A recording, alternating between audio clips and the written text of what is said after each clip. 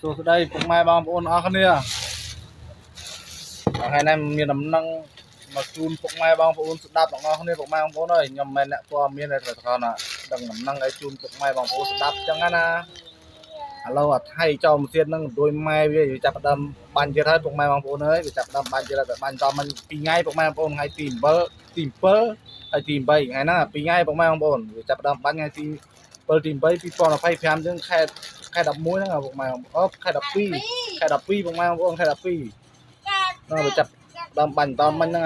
អត់ផលណាពុកម៉ែបងប្អូនខ្ញុំក៏បានទេសួរបងប្អូនខ្ញុំដែលវាឆោតជើងនៅខាងយើងខាងកំពង់ស្ពឺនេះខ្ញុំក៏បានទេសួរវាហ្នឹងវាថាគេបាញ់មែនបងគេបាញ់2ថ្ងៃហ្នឹងហើយវាទៅបាញ់ជាមួយដែលនៅអីពុកម៉ែបងប្អូនដែលមីយ៉ាន់ម៉ាពុកម៉ែបងប្អូនបាញ់មិនឈ្នះវាឥឡូវវាមកបែរមកបាញ់ខ្មែរយើងម្ដងអាឆ្កែ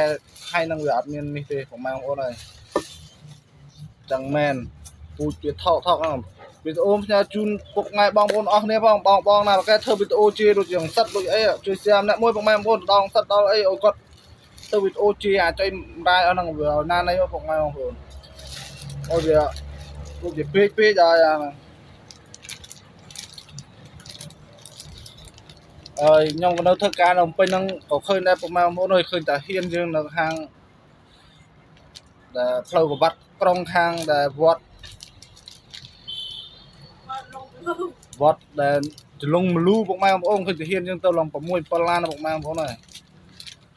ចាប់ដើមធ្វើសកម្មភាពទៀតគេបាញ់ក្បាលអស់ហ្នឹងណាវីដេអូផ្ញើជូនពុកម៉ែបងប្អូនផងជួយ like ជួយ share ម្នាក់មួយឲ្យទៅដល់បងប្អូនយើងតែធ្វើវីដេអូ like ជាអាស្កែសៀមម្នាក់មួយ